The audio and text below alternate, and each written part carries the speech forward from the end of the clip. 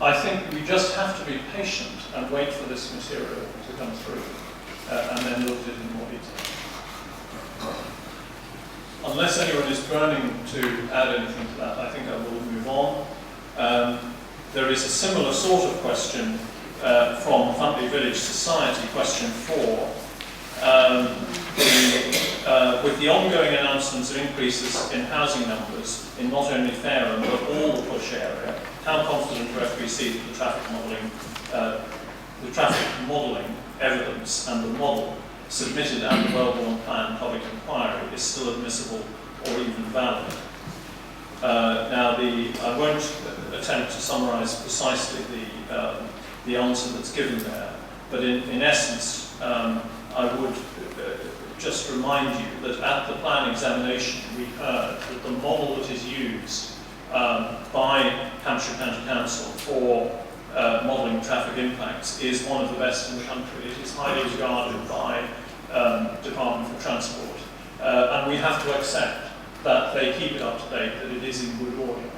Now, as we said a moment ago, it's not going to answer everybody's questions at the moment, but I think the way in which the model is kept up to date is some assurance that this is not a kind of frozen in time assessment, it's a dynamic assessment, and that those who are coming in with the transport assessment, as I said a moment ago, with the outline planning application, will have to deal with the latest, with the latest information. I don't know if there's anybody else who would like to comment on this point, or are there any short questions? Councillor Wright. Yeah, it's very similar to the question that I've put forward here, but what concerns us most, and of course it's always concerned us, is the same way as my learned friend from Welborne and from Wellington, is the effect on Fareham as it is today. All we seem to be looking at all the time and being asked to be patient, to be patient, to be patient, and we've used the very words this evening. So that all the time we've been talking about Welborne and this junction, we've been told it'll come. We've now heard that Hampshire's got the most advanced modelling system. Suddenly, it didn't have a few years ago when I was involved with Hampshire County Council. There's certainly a huge number of problems with it.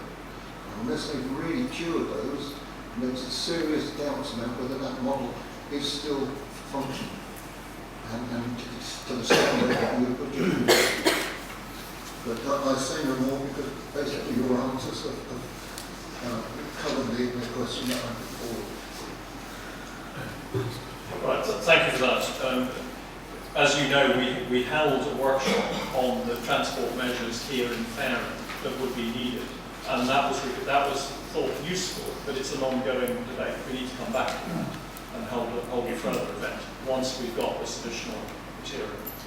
And very understandable that there is great concern about that. Okay, moving on. Sorry, David. Just one question, if I may. Is it not the case that since the examination in public about a year or so ago, the fact of the matter is that the push requirement has increased very significantly? Now, we don't appear to have taken that into account, and that, of course, is not just the additional loading that Fareham are going to have to take, courtesy of Bush, but all the neighbouring authorities. And I'm still, I'm afraid, totally unconvinced that the totality of the impact has been properly assessed. David, yeah, and I need to also ask Ed, give Ed an opportunity whether he wishes to. Okay. Councillor Woodward. Thank you, Chairman. As Chairman of Push, I think it's not unreasonable to respond to that query. Make it clear today that Push doesn't have any requirements for housing. Housing is assessed objectively. This is the government's rules. Housing, objectively assessed housing assessment is determined by the individual local authorities. That's how the work is done. That work is being done. Those figures will be published in June. Push will simply draw them all together into a non-statutory strategy, and that's it. But these are not Push's figures. Push does not tell any planning authority what its housing figures should be.